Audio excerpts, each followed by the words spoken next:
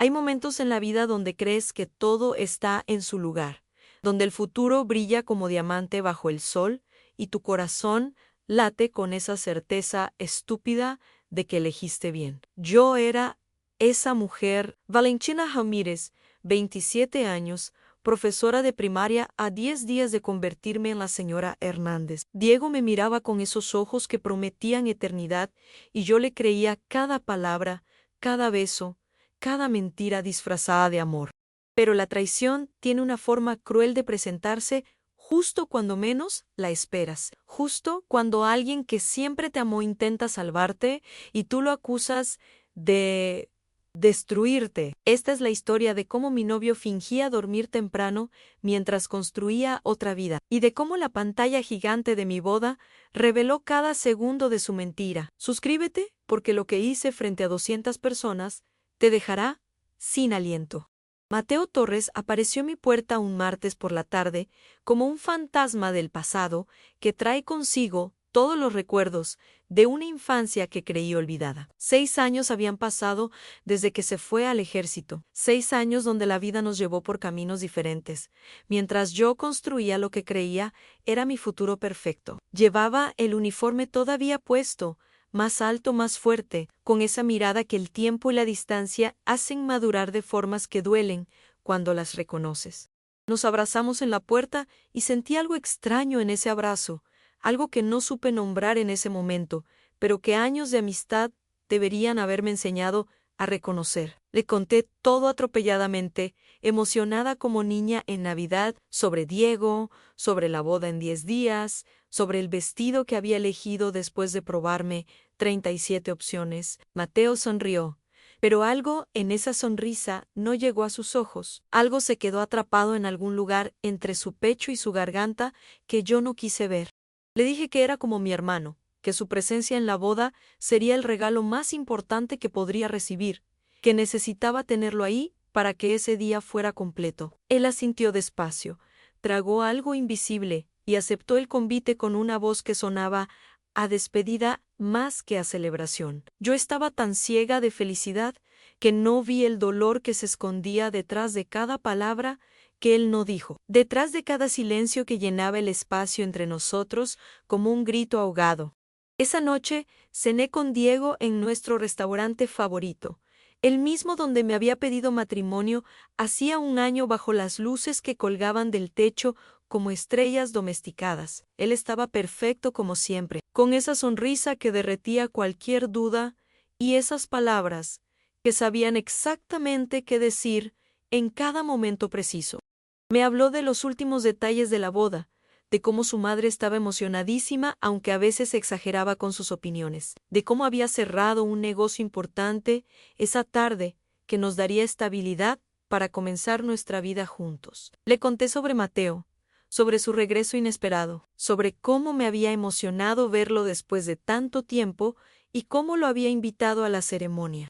Diego frunció el ceño apenas, un gesto tan sutil que podría haberlo imaginado, y preguntó quién era exactamente ese Mateo, con un tono que intentaba sonar casual, pero que llevaba algo afilado en los bordes. Le expliqué que era mi mejor amigo de la infancia, prácticamente un hermano, alguien que había estado en mi vida desde que tenía memoria hasta que el ejército se lo llevó lejos. Diego relajó el rostro y dijo que por supuesto que debía invitarlo, que todos los que me importaban debían estar presentes en nuestro día especial, y me tomó la mano con esa seguridad que me hacía sentir protegida. No sabía entonces que esa mano que sostenía la mía con tanta firmeza por las noches tocaba otra piel cuando el sol se escondía y yo creía que él dormía temprano porque estaba cansado del trabajo. Los días siguientes fueron un torbellino de pruebas finales de vestido, confirmaciones con el salón, llamadas con la florista que juraba que las rosas blancas llegarían frescas, aunque yo dudaba de cada promesa que no podía controlar. Diego estaba ocupadísimo. Llegaba tarde a casa con ojeras que yo atribuía al estrés de los preparativos y al trabajo que, según él, se había complicado, justo en el peor momento. Me decía que se acostaba temprano los días que no nos veíamos, que necesitaba descansar para estar perfecto el día de la boda, que me extrañaba pero que todo este sacrificio valía la pena. Yo le creía cada palabra porque el amor te vuelve estúpida de formas que solo entiendes cuando ya es demasiado tarde, cuando las señales que ignoraste se convierten en evidencia que no puedes negar. Mateo intentó acercarse un par de veces, propuso que almorzáramos para ponernos al día, para que me contara de sus años en el servicio y yo le contara de mi vida como maestra. Pero yo estaba tan consumida por los detalles de la boda, tan perdida en ese mundo de encajes y promesas, que lo pospuse una y otra vez sin darme cuenta de que él necesitaba decirme algo que no cabía en una llamada telefónica. 5 días antes de la ceremonia, todo cambió de una forma tan brutal que hasta hoy puedo sentir cómo el suelo desapareció bajo mis pies. Mateo llegó a mi departamento sin avisar, con el rostro descompuesto y las manos temblando de una manera que nunca le había visto ni siquiera cuando éramos adolescentes, enfrentando los problemas que a esa edad parecen el fin del mundo. Entró sin que yo lo invitara, cerró la puerta detrás de él con un movimiento que tenía urgencia y desesperación, mezcladas en partes iguales. Me dijo que necesitaba hablar conmigo, que lo que iba a decirme me destrozaría, pero que si no lo hacía nunca se perdonaría haberme dejado cometer el mayor error de mi vida. Yo lo miré, confundida, con el corazón empezando a acelerarse de esa forma que el cuerpo tiene de saber que algo terrible está por llegar antes de que la mente lo procese. Me senté en el sofá sin entender todavía, esperando que me dijera que había cambiado la fecha de su vuelo o que no podría quedarse para la boda, preparándome para una decepción pequeña, sin imaginar el terremoto que venía. Mateo se arrodilló frente a mí, me tomó las manos con una delicadeza que contrastaba con la tormenta que vi en sus ojos, y pronunció las palabras que partieron mi mundo en dos mitades irreconciliables. Diego te está engañando. Lo vi salir de un motel con otra mujer hace 3 días y necesitas saberlo antes de que sea demasiado tarde. El silencio que siguió fue tan denso que podría haberlo cortado con tijeras, tan pesado que sentí como me hundía en él sin poder respirar. La rabia llegó antes que el dolor, antes que la duda, antes que cualquier otra emoción que debería haber sentido al escuchar algo así. Me levanté de un salto empujando a Mateo hacia atrás, con una furia que no sabía que podía sentir hacia alguien que solo había intentado protegerme toda la vida. Le grité que cómo se atrevía a venir a mi casa 5 días antes de mi boda a inventar mentiras tan crueles, que cómo podía ser tan miserable de intentar destruir mi felicidad por puro egoísmo. Él intentó explicar, pero yo no quería escuchar. No quería que sus palabras contaminaran la imagen perfecta que había construido de Diego y de nuestra vida juntos. Le dije que estaba celoso, que no soportaba verme feliz con otro hombre, que su regreso no había sido para reconectar, sino para sabotearme de la forma más vil posible. Mateo me miraba con lágrimas en los ojos, con ese dolor que solo puede sentir alguien que ama sin ser correspondido, y que además es acusado de los peores crímenes por la persona que más le importa. Le pedí que se fuera, que no volviera a buscarme, que nuestros años de amistad habían terminado en ese preciso momento donde decidió convertirse en mi enemigo. Él salió de mi departamento sin decir nada más, derrotado, destruido, cargando en los hombros no solo mi rechazo, sino también la verdad que yo no quería aceptar. Cerré la puerta y me dejé caer contra ella, convencida de que había hecho lo correcto al defender mi amor, sin saber que acababa de alejar a la única persona que realmente me amaba. Esa noche llamé a Diego llorando. Necesitaba escuchar su voz. Necesitaba que me confirmara que Mateo estaba loco y que todo era una mentira, producto de quién sabe qué retorcida venganza o celos enfermizos. Diego llegó en 20 minutos, me abrazó con esa fuerza que me hacía sentir a salvo, me dijo que Mateo siempre había estado enamorado de mí y que probablemente no soportaba la idea de verme casada con otro.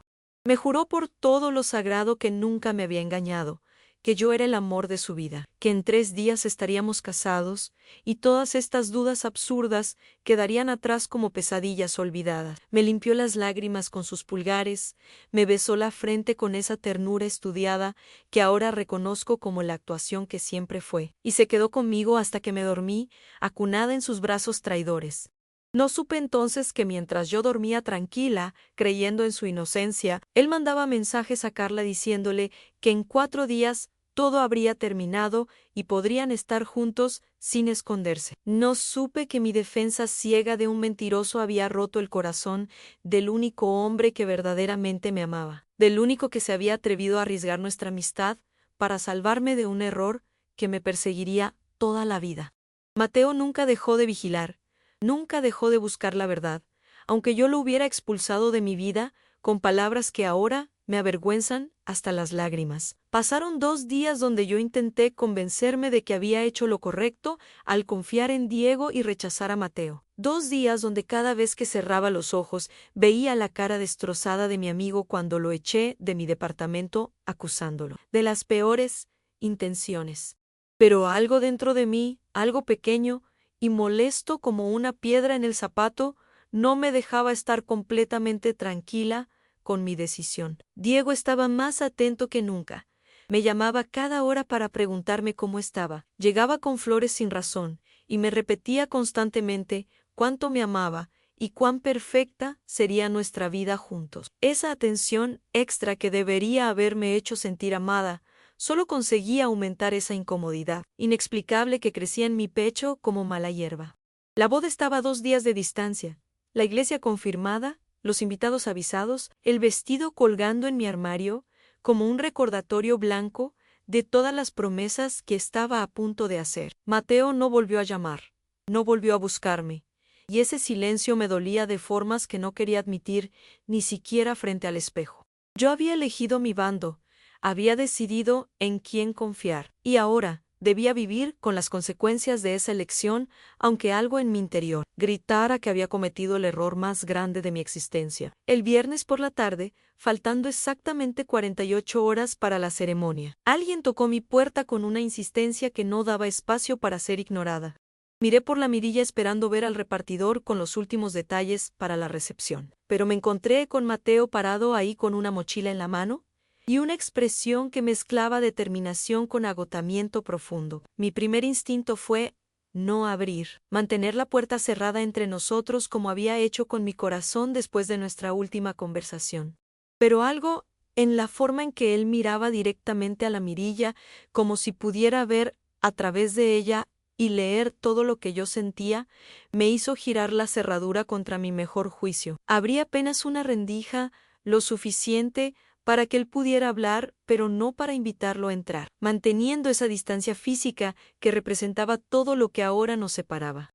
Mateo no pidió permiso ni rogó por mi atención, simplemente sacó de su mochila una memoria USB y me la extendió con una mano que ya no temblaba, sino que se mantenía firme con la convicción de quien sabe que tiene la verdad de su lado. Me dijo con una voz calmada pero cargada de dolor que había pasado los últimos 2 días siguiendo a Diego, recopilando pruebas, documentando cada mentira. Porque si yo no le creía sus palabras, al menos debía creerle a las imágenes que no podían inventarse ni malinterpretarse. Tomé la memoria sintiendo cómo pesaba en mi mano mucho más que su tamaño físico, como si dentro de ese pequeño dispositivo estuviera contenido el fin de todo lo que yo conocía. No quería verlo, no quería conectar esa memoria en mi computadora y enfrentarme a lo que fuera que Mateo había recopilado con tanta certeza en su mirada.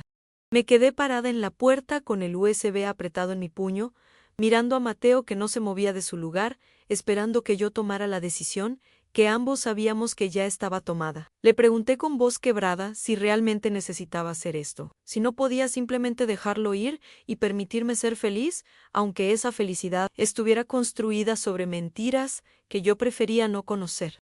Él me miró con una tristeza tan profunda que sentí como me atravesaba el pecho como una flecha envenenada, y me dijo que el amor verdadero no es el que te deja ser feliz en la ignorancia, sino el que te salva de la destrucción, aunque eso signifique romperte primero. Cerré la puerta despacio, no con rabia esta vez, sino con resignación, y caminé hasta mi computadora como quien camina hacia el patíbulo, sabiendo que no hay escapatoria posible. Inserté la memoria con manos temblorosas y esperé mientras la pantalla cargaba, mientras mi corazón latía tan fuerte que podía escucharlo en mis oídos como tambores de guerra anunciando la batalla final. El primer archivo se abrió y ahí estaba Diego, mi Diego, saliendo de un hotel de mala muerte, con una mujer morena de vestido rojo que se reía mientras él le agarraba la cintura, con una familiaridad que me hizo vomitar bilis en la boca.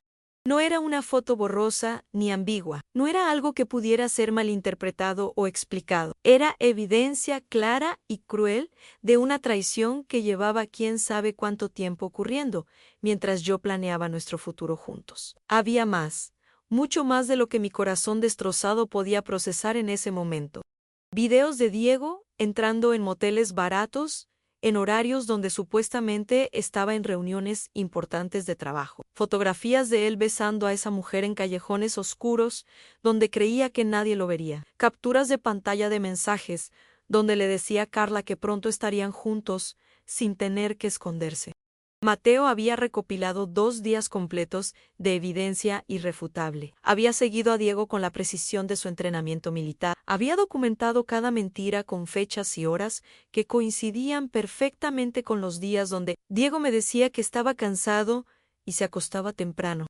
Lloré frente a esa pantalla con un dolor que no sabía que existía, con una sensación de humillación tan profunda que me hacía querer arrancarme la piel y convertirme en otra persona que no hubiera sido tan estúpida. El vestido de novia colgaba detrás de mí como un fantasma blanco, burlándose de mi ingenuidad. La iglesia estaba reservada para mañana, donde 200 personas me verían convertirme en la esposa de un hombre que no merecía ni mi nombre. Toqué la puerta para que Mateo entrara, porque sabía que él seguía ahí esperando, porque después de todo lo que le había dicho y de cómo lo había tratado, él no se había ido, sino que se había quedado parado en mi pasillo esperando sostenerme cuando me derrumbara. Abrió la puerta y me encontró hecha pedazos en el suelo frente a la computadora. Me levantó con cuidado como si yo fuera algo frágil que podría romperse aún más, y me dejó llorar en su pecho mientras él me acariciaba el cabello en silencio. Le pedí perdón entre sollozos. Le rogué que me perdonara por no haberle creído, por haberlo acusado de cosas terribles cuando él solo intentaba salvarme, por haber elegido las mentiras de un extraño sobre la lealtad de toda una vida. Mateo me sostuvo hasta que dejé de temblar, hasta que las lágrimas se secaron, dejando solo ese vacío hueco donde antes había certezas y planes de futuro. Me apartó suavemente para poder mirarme a los ojos, y me dijo, con una voz que no admitía dudas, que todavía podíamos hacer algo, que la boda era mañana, pero que aún teníamos tiempo para que Diego pagara por todo el daño que había causado. Yo lo miraba sin entender cómo podía pensar en venganza cuando yo apenas podía pensar en cómo seguir respirando después de semejante revelación. Él me explicó con calma que podíamos cancelar todo, llamar a los invitados, devolver el dinero del salón y desaparecer como si nada hubiera pasado. Pero que eso le daría a Diego la oportunidad de salirse con la suya sin consecuencias. Me propuso algo diferente, algo que me hizo sentir un destello de fuerza en medio de tanta devastación, anusar la boda en su contra, exponerlo frente a todos los que lo admiraban como el novio perfecto, mostrarle a su familia y amigos quién era realmente el hombre que fingía amor mientras construía mentiras. La idea de enfrentarlo públicamente me aterraba, pero también despertaba algo oscuro dentro de mí, algo que quería verlo sufrir como yo estaba sufriendo, que quería que todos supieran la verdad en lugar de permitirle seguir usando su máscara de hombre honesto. Asentí despacio, mientras en mi mente comenzaba a formarse un plan tan brutal como necesario, mientras decidía que si iba a caminar hacia ese altar, mañana no sería para casarme, sino para destruir al hombre que había destruido mi capacidad de confiar. Esa noche Diego llamó, como siempre, con su voz melosa preguntándome si estaba emocionada por mañana, si podía dormir o si los nervios me tenían despierta, como novia ansiosa. Le mentí con una facilidad que me sorprendió a mí misma. Le dije que estaba perfecta, que no podía esperar a verlo en el altar, que mañana sería el día más feliz de nuestras vidas. Él se rió satisfecho del otro lado de la línea, completamente ajeno a que yo ya sabía todo, completamente confiado en que su actuación había sido lo suficientemente buena para engañarme hasta el final. Me dijo que me amaba con esa voz que antes me derretía y que ahora solo me daba náuseas. Me deseó dulces sueños, que él sabía que no tendría, y colgó probablemente para mandarle un mensaje a Carla, diciéndole que faltaba un día para que todo terminara. Yo no dormí esa noche. Me quedé despierta con Mateo, planeando cada detalle de lo que haríamos mañana en esa iglesia llena de gente que creía estar presenciando una celebración de amor. Copiamos todas las evidencias en una presentación que se reproduciría en el telón gigante que habíamos rentado para mostrar fotos románticas de nuestra relación. Seleccionamos los videos más comprometedores, las fotos más claras, los mensajes más explícitos. Mateo me preguntó varias veces si estaba segura, si realmente quería hacer esto frente a todos o si prefería una confrontación privada. Le respondí con una determinación que no sabía que poseía, que Diego había elegido humillarme en secreto durante quién sabe cuánto tiempo, y que yo elegiría humillarlo públicamente donde no pudiera esconderse ni negar nada. El amanecer llegó con esa luz gris que parece entender que algo terrible está por ocurrir, con ese silencio pesado que precede a las tormentas que cambian todo para siempre. Me desperté después de apenas 2 horas de sueño intranquilo, con el cuerpo dolorido y la mente sorprendentemente clara sobre lo que estaba a punto de hacer. El vestido de novia seguía colgando en mi armario esperándome, y por un momento consideré no ponérmelo. Aparecer en la iglesia con ropa normal como declaración de que esto ya no era una boda, sino un juicio público. Pero Mateo me había convencido la noche anterior de que debía verme exactamente como la novia que todos esperaban ver, que el contraste entre mi apariencia perfecta y la verdad devastadora que revelaría sería mucho más poderoso. Me bañé en silencio, dejando que el agua caliente lavara las últimas dudas que podían quedarme. Me maquillé con manos firmes porque no había espacio para temblores cuando se está a punto de destruir al enemigo. Me puse ese vestido blanco que ya no representaba pureza sino justicia fría y calculada. Mi madre llegó temprano para ayudarme con los últimos detalles, radiante de felicidad ajena, acomodándome el velo mientras me decía lo hermosa que me veía y lo orgullosa que estaba de la mujer en que me había convertido.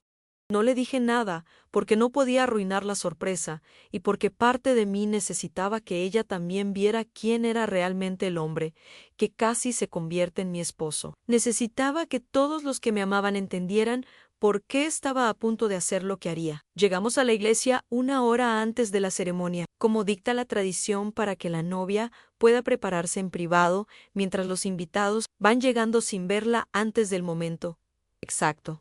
Mateo ya estaba ahí disfrazado de técnico de audiovisuales. Nadie cuestionó su presencia junto al equipo que manejaría el telón gigante que colgaba detrás del altar como una pantalla de cine, esperando proyectar la función de su vida. Nos miramos desde la distancia y él me dio un asentimiento casi imperceptible que significaba que todo estaba listo, que la presentación con las evidencias estaba cargada y lista para reproducirse en el momento exacto que yo le indicara.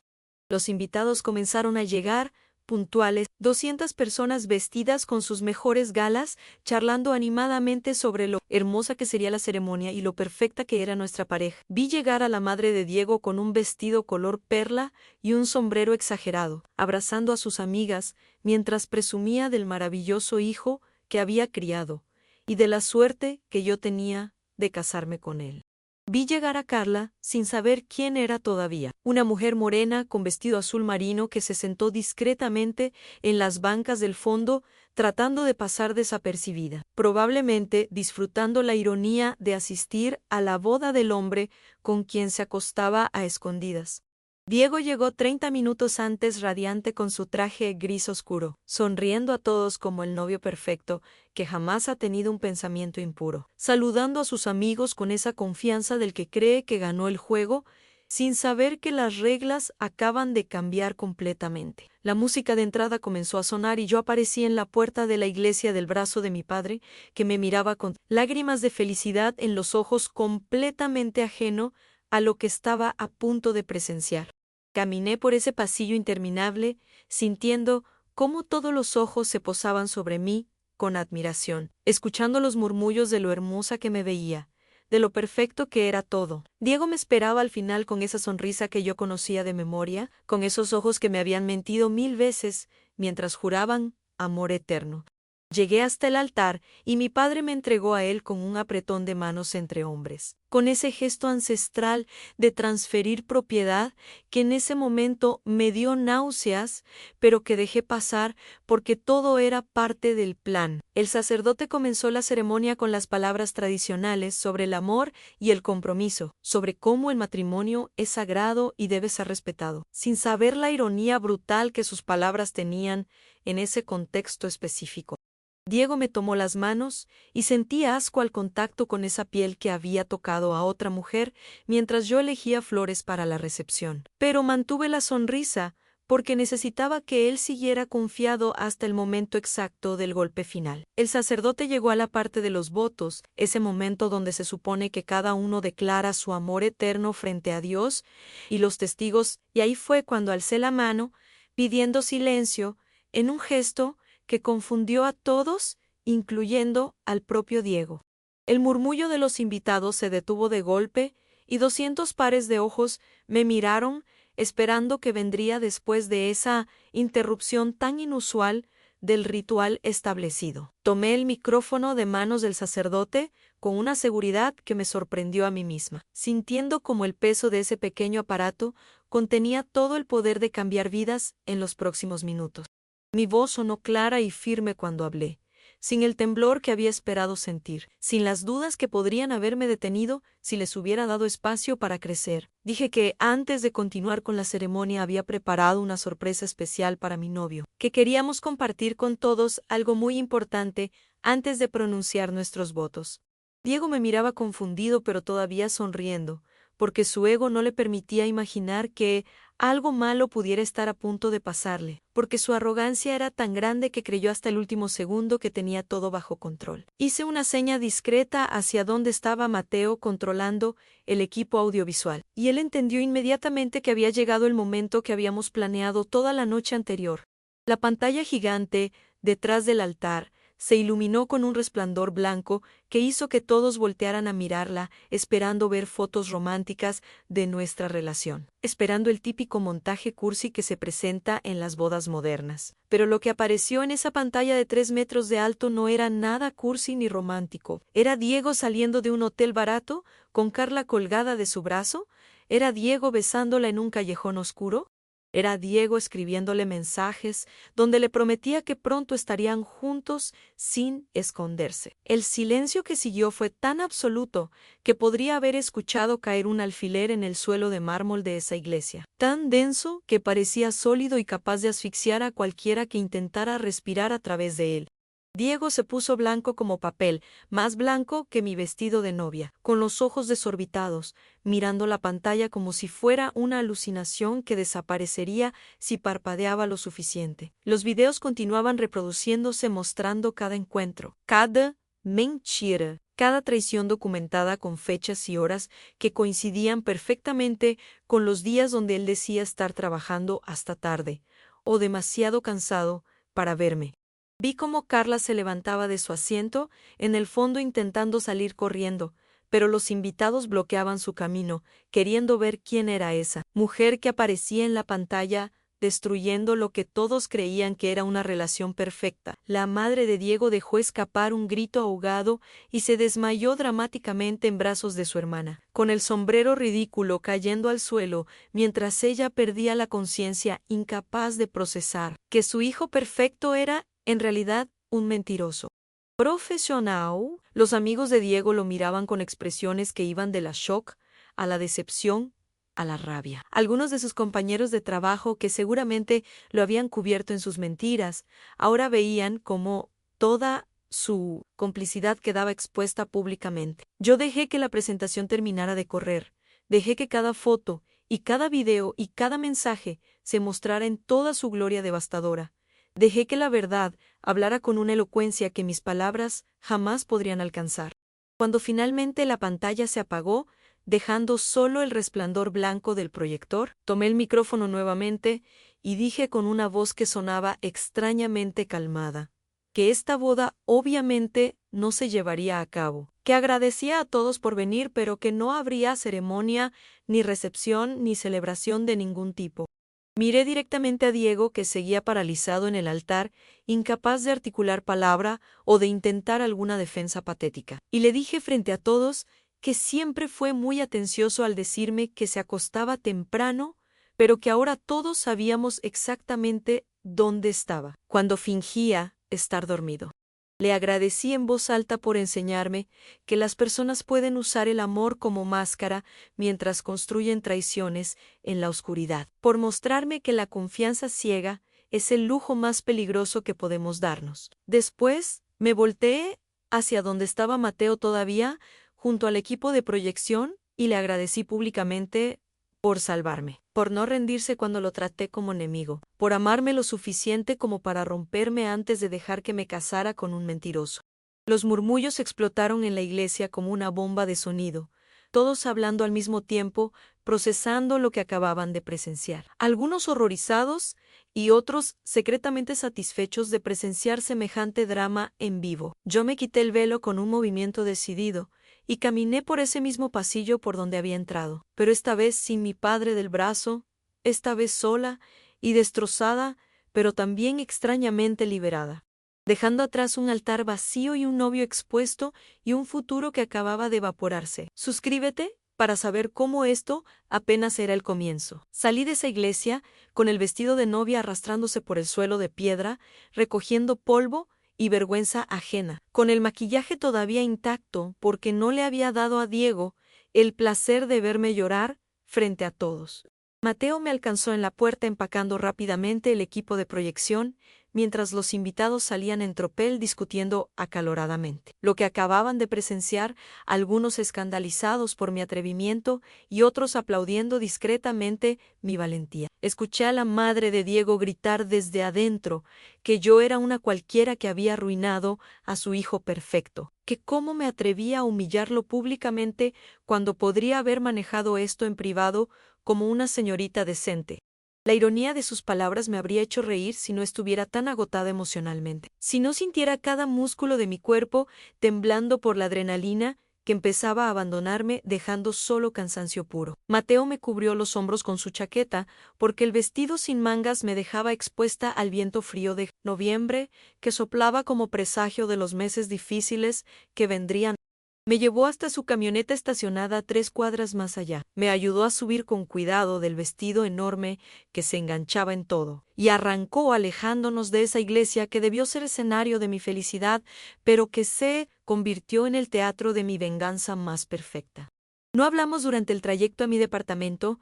El silencio entre nosotros era cómodo de la forma en que solo puede serlo, entre personas que se conocen lo suficiente para no necesitar llenar cada segundo con palabras innecesarias. Llegamos a mi edificio y subimos las escaleras porque el elevador estaba descompuesto como siempre, con el vestido de novia convirtiéndose en una carga ridícula que me hizo arrepentirme de no habérmelo quitado en el estacionamiento.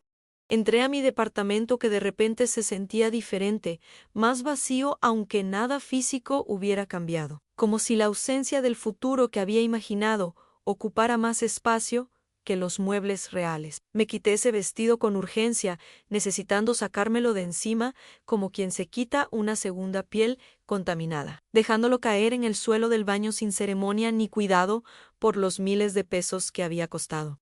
Me puse unos pants viejos y una sudadera enorme que había sido de mi padre, ropa que me hacía sentir protegida y pequeña de la forma en que necesitaba sentirme después de haber sido tan grande y feroz frente a 200 personas. Cuando salí del baño, Mateo había preparado café, cargado sin preguntarme si lo quería, porque conocía mis hábitos mejor que nadie después de años de amistad que ni siquiera el ejército había logrado borrar.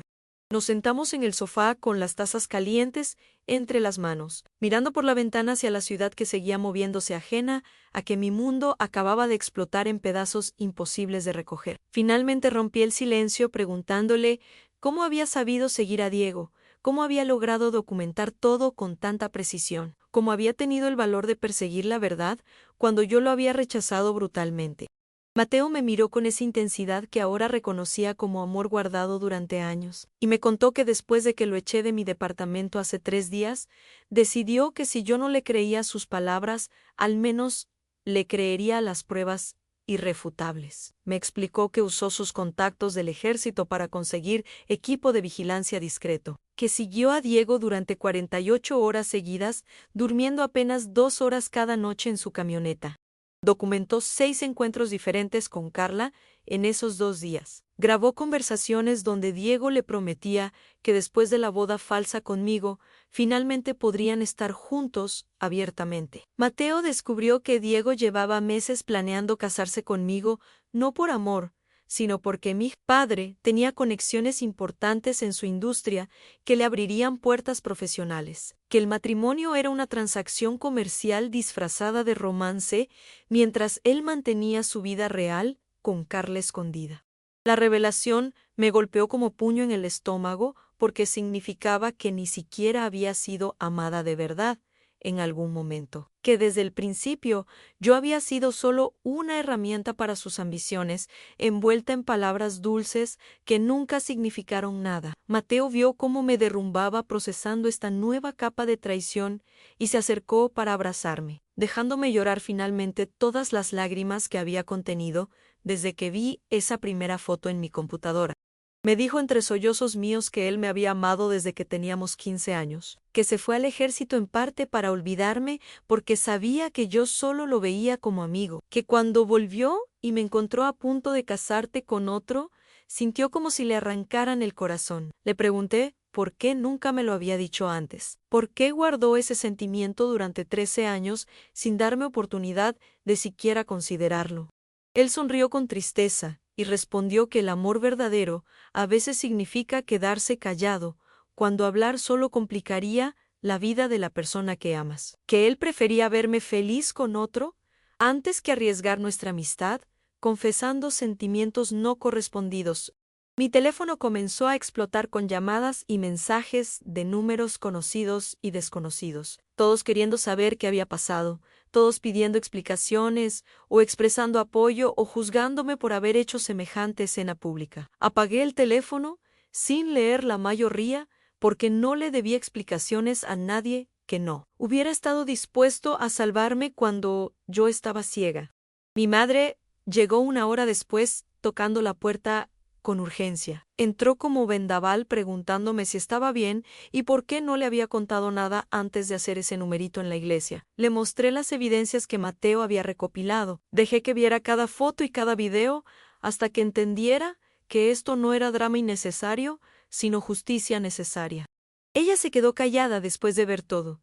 Me abrazó con fuerza pidiendo perdón por haber estado tan emocionada con la boda que no se detuvo a cuestionar si Diego realmente era quien decía ser. Me dijo que estaba orgullosa de mi valentía, aunque la forma había sido escandalosa, que muchas mujeres se hubieran casado de todas formas por miedo al qué dirán o por no perder la inversión de la boda. Mateo se despidió discretamente para dejarnos hablar en privado, pero antes de irse, mi madre lo detuvo y le agradeció por cuidar de mí cuando ella no supo ver las señales, por ser el tipo de hombre que arriesga todo para salvar a quien ama. Él solo asintió con esa humildad que lo caracterizaba y se fue dejándome con mi madre que se quedó esa noche conmigo, preparando sopa y viendo películas tontas como cuando yo era niña y el mundo era mucho más simple. Los días siguientes fueron una tormenta de consecuencias que golpearon a Diego con la fuerza de un huracán categoría 5, arrasando todo a su paso. Mi padre, que tenía una empresa de construcción importante en la ciudad, canceló inmediatamente todos los contratos que tenía con la firma donde Diego trabajaba, contratos que representaban casi el 40% de sus ingresos anuales. La noticia de lo que pasó en la iglesia se regó por toda la industria como pólvora, porque mi padre no tuvo problema en contar públicamente por qué había terminado la relación comercial, manchando la reputación de Diego en círculos donde la imagen lo es todo. El jefe de Diego lo despidió 3 días después de la boda fallida porque no podía tener asociado con su empresa a alguien que había sido expuesto como mentiroso y tramposo tan públicamente, porque los clientes empezaban a cuestionar si podían confiar en alguien capaz de engañar tan elaboradamente a su prometida.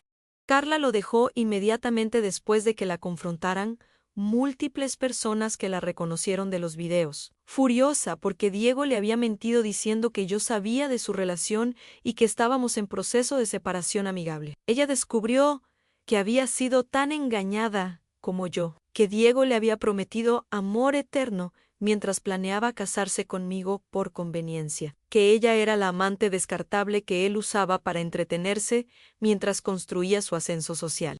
La madre de Diego intentó llamarme varias veces para pedirme que retirara las acusaciones públicas, como si las fotos y videos fueran opiniones que yo podía cambiar de parecer sobre ellas. Nunca le contesté porque no le debía nada a una mujer que había criado a un monstruo y que después lo defendió incluso, frente a evidencia irrefutable. Diego intentó contactarme desesperadamente durante las primeras 2 semanas, mandándome mensajes larguísimos, pidiendo perdón y explicando que había sido un error que no volvería a cometer, que me amaba de verdad y que Carla no significaba nada. La patética de sus súplicas me daba náuseas porque quedaba claro que no estaba arrepentido de haberme traicionado, sino de haber sido atrapado tan espectacularmente. Le mandé un único mensaje diciéndole que bloqueara mi número y que si volvía a intentar contactarme, pediría una orden de restricción, que lo único que quería de él era su ausencia permanente de mi vida. Supe por amigos en común que Diego tuvo que mudarse de su departamento porque no podía pagar la renta después de perder su trabajo, que volvió a vivir con su madre en el mismo cuarto de su adolescencia, como castigo poético por nunca haber madurado emocionalmente. Escuché rumores de que lo habían visto trabajando en un puesto de comida rápida tratando de pagar deudas, de que su reputación estaba tan dañada que ninguna empresa respetable de la industria quería contratarlo. Parte de mí se sentía satisfecha con su caída tan dramática, con ver cómo el universo lo castigaba de formas que yo nunca podría haber orquestado por mi cuenta. Pero otra parte de mí, la parte que todavía recordaba haberlo amado alguna vez, sentía algo parecido a lástima por cómo había destruido su propia vida por ambición y lujuria mal dirigidas. Esa lástima duraba aproximadamente 3 segundos antes de que recordara las noches que pasé planeando un futuro con un fantasma, las veces que defendí su honor cuando Mateo intentaba salvarme, la humillación de haber sido tan completamente engañada. Mateo se convirtió en mi constante durante esos días oscuros, donde procesaba todo lo que había perdido y todo lo que había ganado al no casarme con Diego. Pasaron 3 semanas desde la boda que nunca fue, y yo seguía sintiendo como si estuviera flotando en un limbo extraño, entre quién había sido y quién estaba convirtiéndome. Volví al trabajo en la escuela primaria donde enseñaba matemáticas a niños de 8 años que me miraban con esa inocencia que no sabe nada de traiciones ni venganzas públicas. Mis compañeras maestras me trataban con una mezcla rara de compasión y curiosidad morbosa, algunas acercándose a preguntarme directamente qué había pasado y otras cuchicheando en las esquinas cuando creían que no las escuchaba. Decidí no esconderme ni fingir que nada había ocurrido.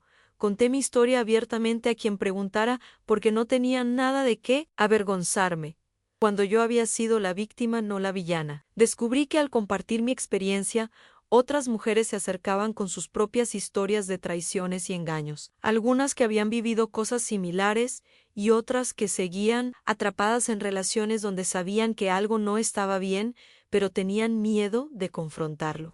Me convertí sin quererlo en una especie de símbolo de valentía para mis colegas, la mujer que prefirió la verdad dolorosa sobre la mentira cómoda, la que no tuvo miedo de destruir su propia boda para no vivir una vida falsa. Algunos hombres del personal me evitaban como si mi experiencia fuera contagiosa, como si, exponiendo a Diego, hubiera declarado guerra contra todos los hombres del planeta. Esos eran precisamente los que probablemente tenían sus propios secretos que proteger. Los que veían en mi historia no una lección, sino una amenaza. Mateo apareció en mi departamento casi todas las tardes, después de su trabajo en una empresa de seguridad, donde sus habilidades militares eran valoradas y bien pagadas.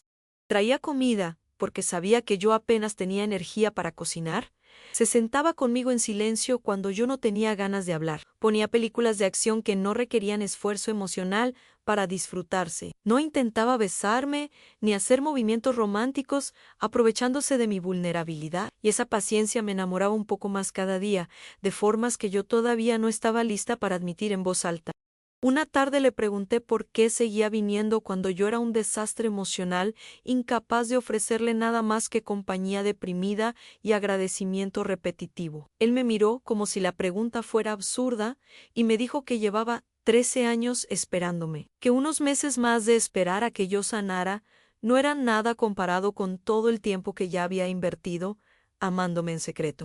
Le pregunté si no le daba miedo que yo estuviera tan rota que nunca pudiera volver a confiar en nadie, que Diego hubiera dañado mi capacidad de amar tan profundamente que Mateo terminaría esperando a alguien que nunca volvería a existir. Él sonrió con esa tristeza hermosa que tienen las personas que aman sin condiciones, y me respondió que yo no estaba rota, sino reconstruyéndome, que las grietas que ahora tenía dejarían entrar la luz de formas que antes no era posible. Sus palabras me hicieron llorar no de dolor sino de gratitud, porque después de haber sido amada falsamente por Diego, ahora estaba siendo amada verdaderamente por alguien que me conocía completa y me quería de todas formas. Decidí cancelar formalmente todo lo relacionado con la boda, un proceso burocrático tedioso que me obligaba a revivir la humillación cada vez que llamaba a un proveedor, para explicar por qué ya no necesitaba sus servicios. La florista fue comprensiva y me devolvió la mitad del depósito sin que se lo pidiera, diciendo que había escuchado lo que pasó y que cualquier mujer en mi lugar habría hecho lo mismo. El salón de recepciones, por el contrario, se negó a devolver ni un peso, argumentando que el contrato especificaba que cancelaciones con menos de un mes no eran reembolsables, sin importar las circunstancias.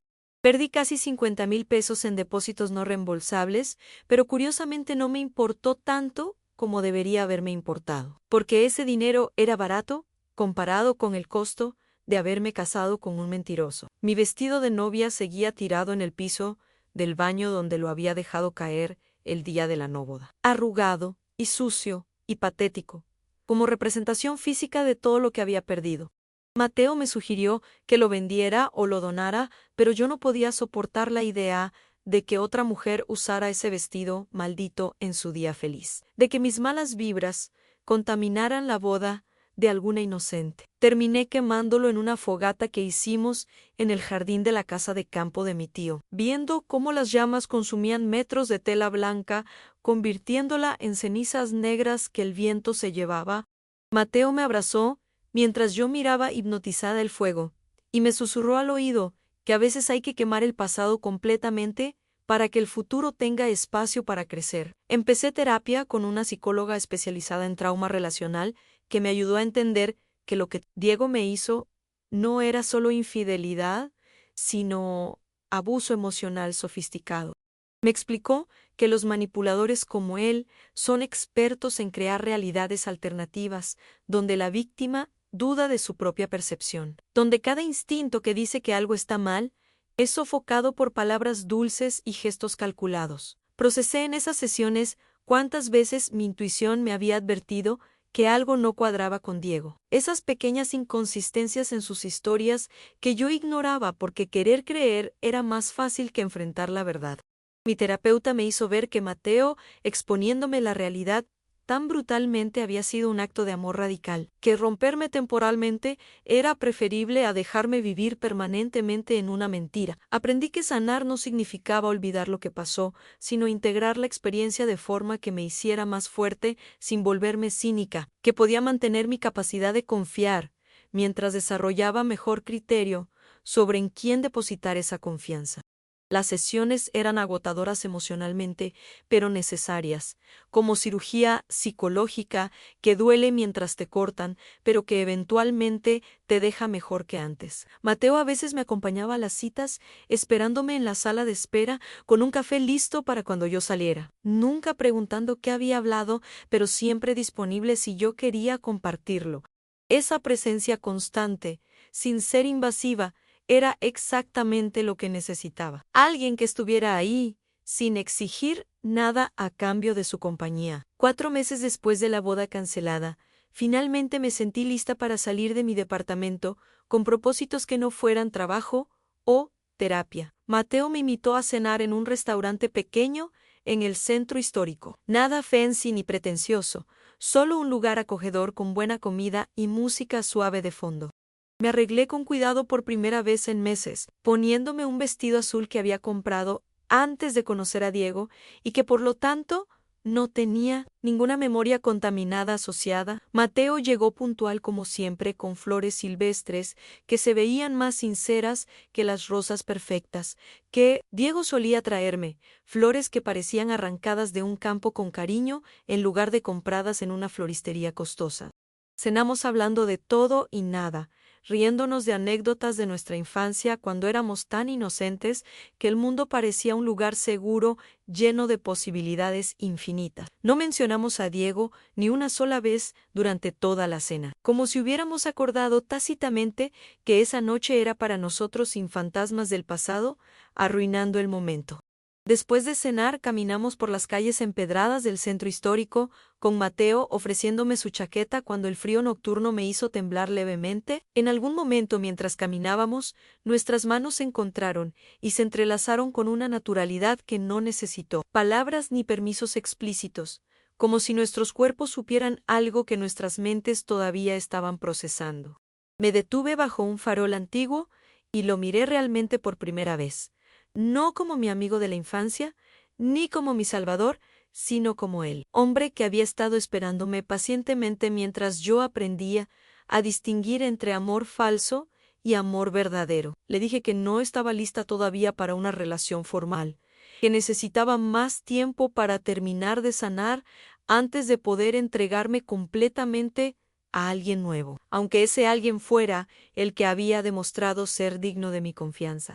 Mateo me respondió con esa serenidad que solo tienen las personas que han aprendido a esperar sin amargarse, que llevaba 13 años queriéndome y que podía esperar el tiempo que yo necesitara, porque algunos amores no tienen fecha de vencimiento. Me besó entonces bajo ese farol con la suavidad de quien toca algo precioso que puede romperse, con la reverencia de quien finalmente alcanza lo que pensó que nunca sería suyo.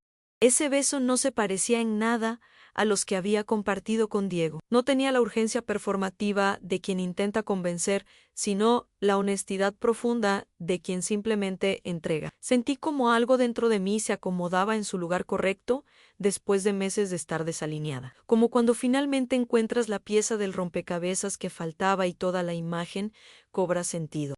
Nos quedamos ahí abrazados bajo la luz amarillenta del farol, mientras la ciudad seguía moviéndose alrededor indiferente a que mi corazón acababa de empezar a latir de nuevo después de haberse detenido aquella tarde en la iglesia. Caminamos de regreso a su camioneta, tomados de la mano, con un silencio cómodo entre nosotros que ya no necesitaba ser llenado con explicaciones o promesas prematuras.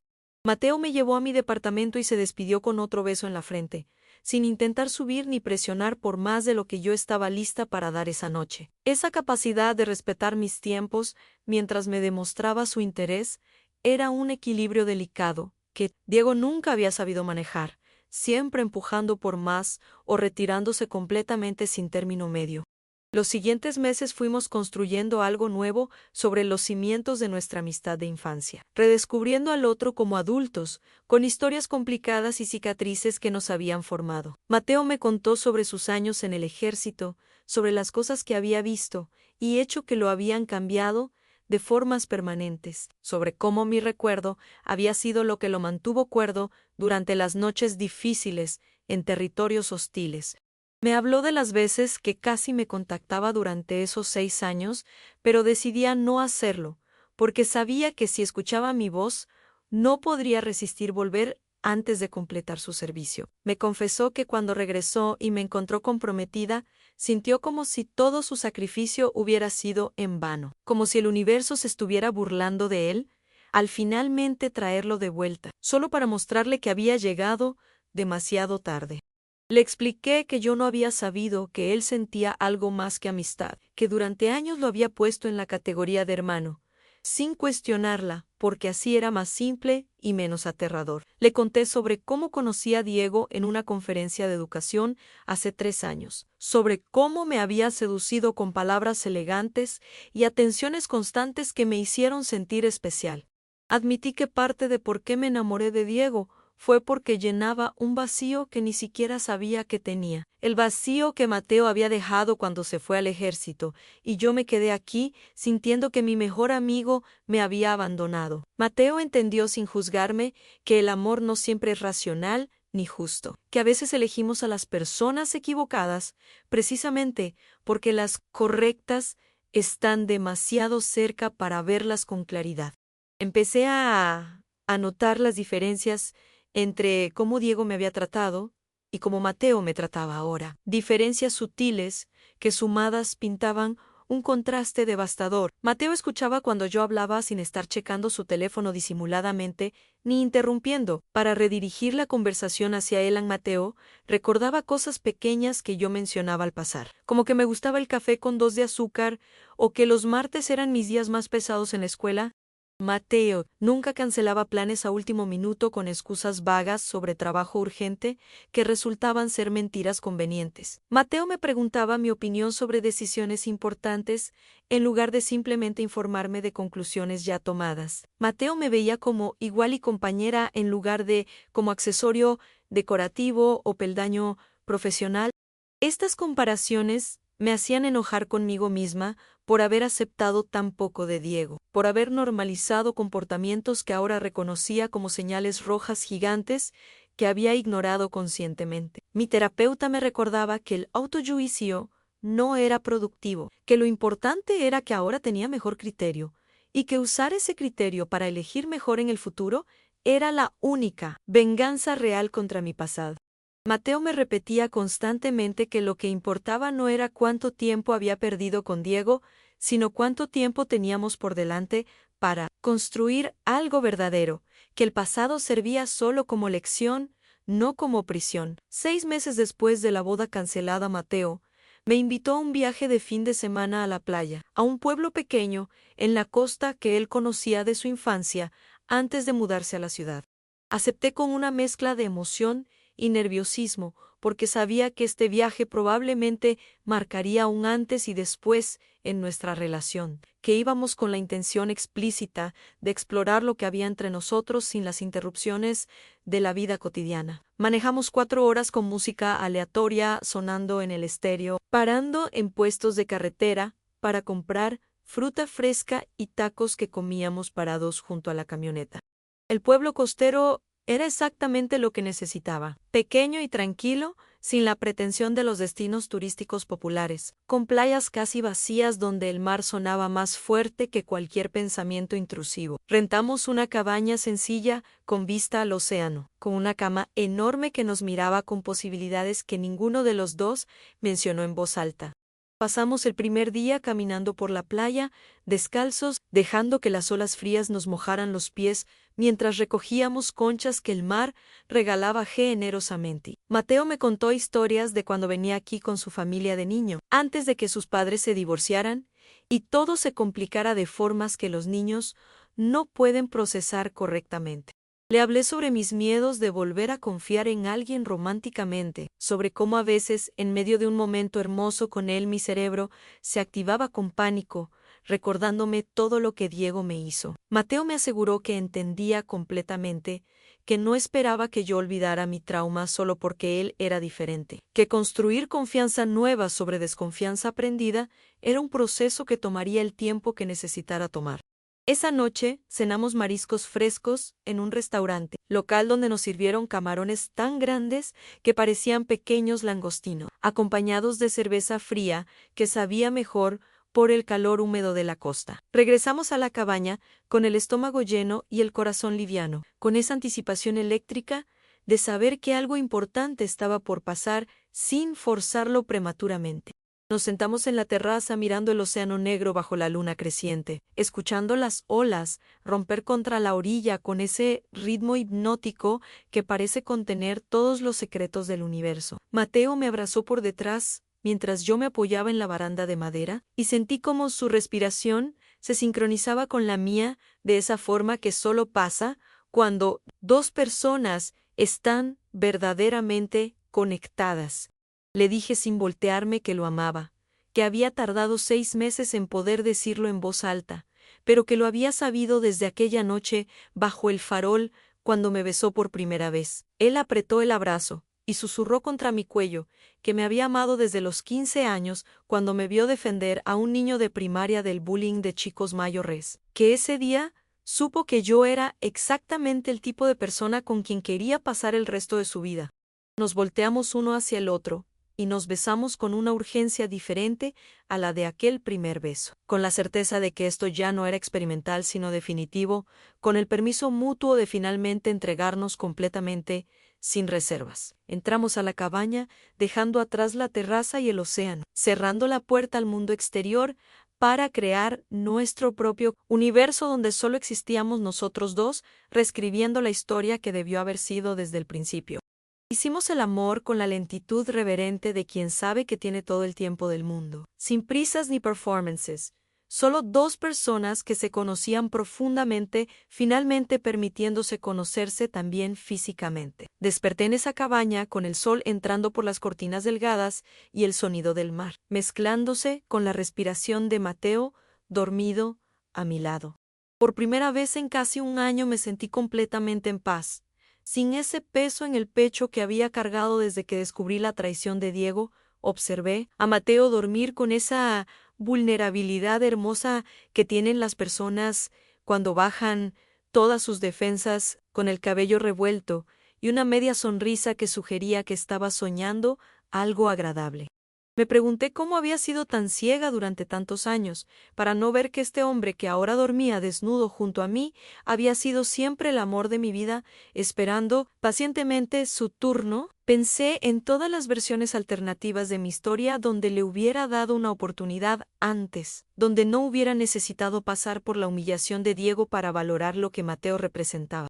Pero mi terapeuta tenía razón cuando decía que algunas lecciones solo pueden aprenderse por el camino difícil, que yo necesitaba experimentar el amor falso para reconocer y apreciar el amor verdadero cuando finalmente llegara. Mateo abrió los ojos y me encontró mirándolo. Sonrió con esa calidez que me derretía el corazón y me jaló hacia él para abrazarme mientras el sol subía, pintando el cielo de naranjas y rosas.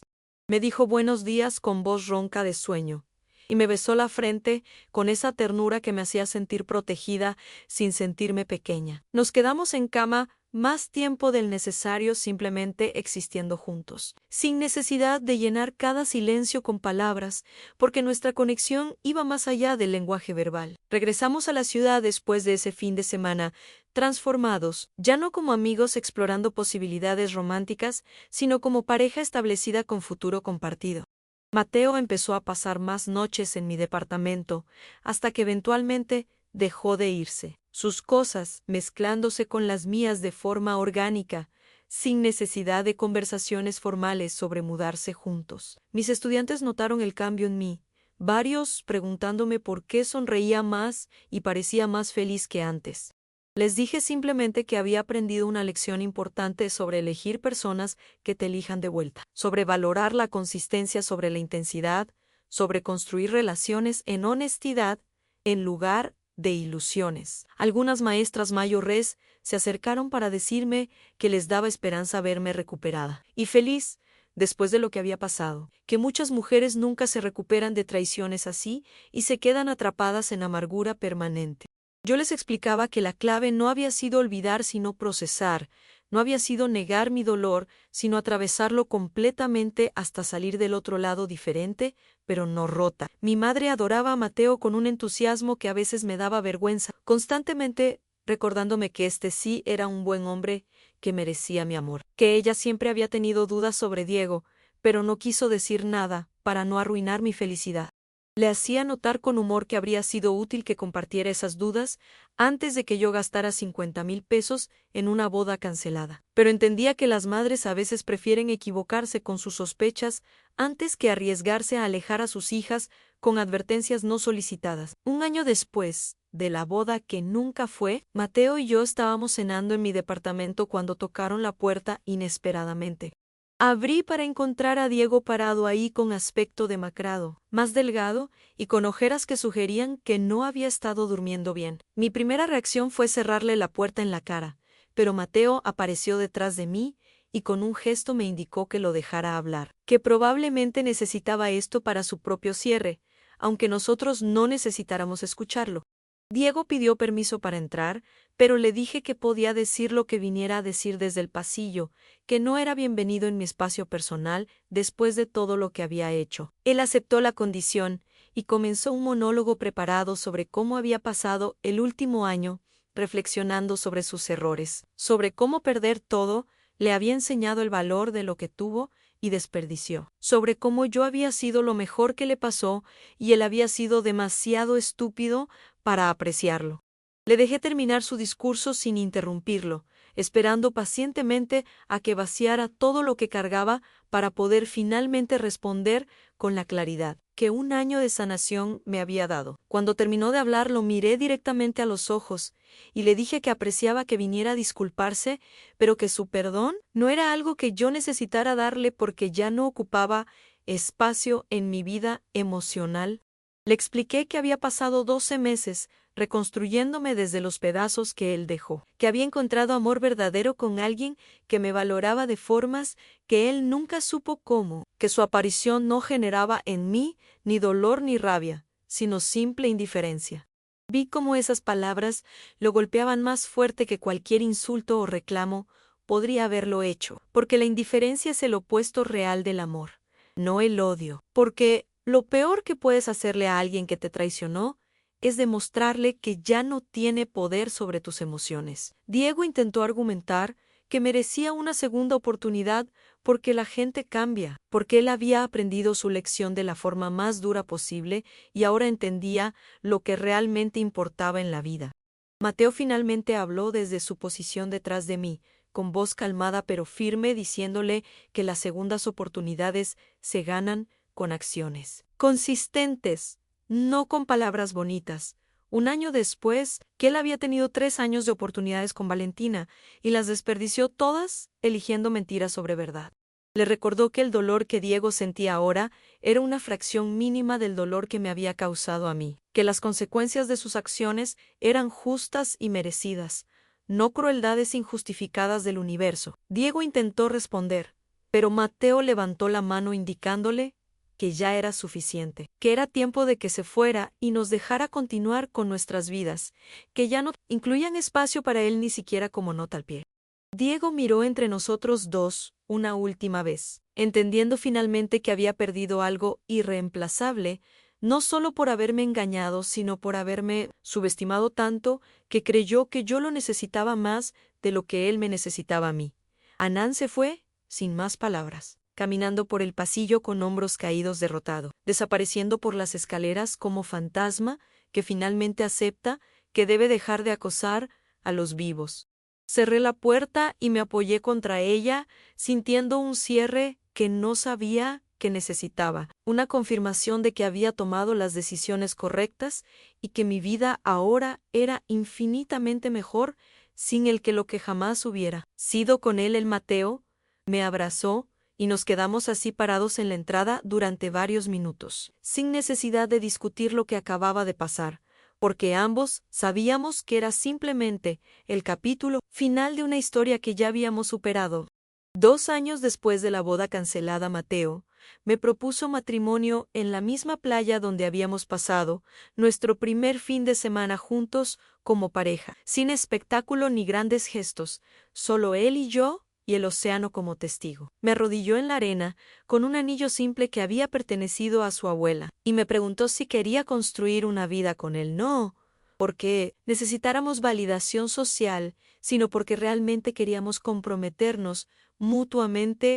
Le dije que sí con lágrimas en los ojos, pero estas eran lágrimas de felicidad genuina, no de alivio nervioso como habían sido cuando Diego me propuso matrimonio años atrás. Nos casamos 6 meses después, en una ceremonia pequeña en el jardín de mis padres, con solo 30 personas que realmente nos importaban presentes para celebrar. No hubo iglesia gigante, ni telón para proyectar fotos. No hubo 200 invitados, ni vestido de miles de pesos. Solo amor verdadero entre dos personas que se habían encontrado de nuevo después de años de espera y dolor necesario. Mi padre me entregó a Mateo, con lágrimas en los ojos, diciendo que finalmente me veía, feliz de la forma en que una novia debe estar feliz, radiante no por el evento, sino por el hombre que espera al final del pasillo. Intercambiamos votos que escribimos nosotros mismos, palabras honestas sobre aceptarnos completamente con nuestras cicatrices y miedos, sobre construir confianza día a día en lugar de asumir que existe automáticamente por amor. La recepción fue en el mismo jardín con comida casera que mis tías prepararon y música de un amigo que tocaba guitarra, nada elaborado, pero todo genuino y lleno de afecto verdadero. Bailamos nuestro primer baile como esposos bajo las luces colgadas entre los árboles, y sentí que finalmente estaba donde debía estar con quien debía estar, que todo el dolor del pasado había valido la pena por llegar a este momento perfecto. Hoy, 3 años después de aquella boda que cancelé en el altar, vivo una vida que ni siquiera sabía que era posible cuando estaba con Diego.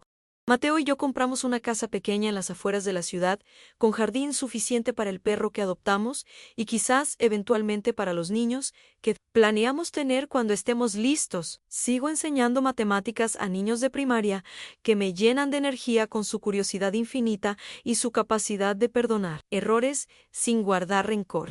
Mateo trabaja en la misma empresa de seguridad, pero ahora como gerente regional, usando su experiencia militar para entrenar a otros mientras mantiene horarios que le permiten estar presente en nuestra vida diaria. Cenamos juntos todas las noches sin teléfonos, en la mesa, compartiendo los detalles mundanos de nuestros días que construyen intimidad real no performativa.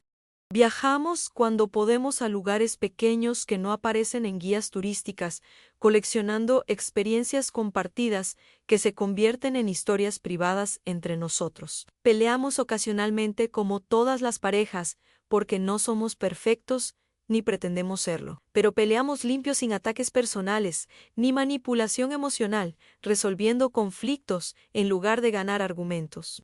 Algunas noches, cuando no puedo dormir, pienso en qué hubiera pasado si Mateo no hubiera regresado cuando lo hizo, si me hubiera casado con Diego y descubierto la verdad meses o años después, cuando estuviéramos legalmente atados y quizás con hijos de por medio. Agradezco en esos momentos de insomnio que el universo me haya dado un salvador en forma de mi mejor amigo de infancia, que me haya roto a tiempo para poder reconstruirme mejor. Diego se volvió solo una anécdota que cuento ocasionalmente cuando viene al tema, una lección aprendida que ya no carga peso emocional sino solo sabiduría práctica sobre señales rojas y amor falso. A veces, el amor verdadero está más cerca de lo que imaginamos, escondido en plena vista disfrazado de amistad, porque tenemos miedo de arriesgarlo todo por la posibilidad de algo más.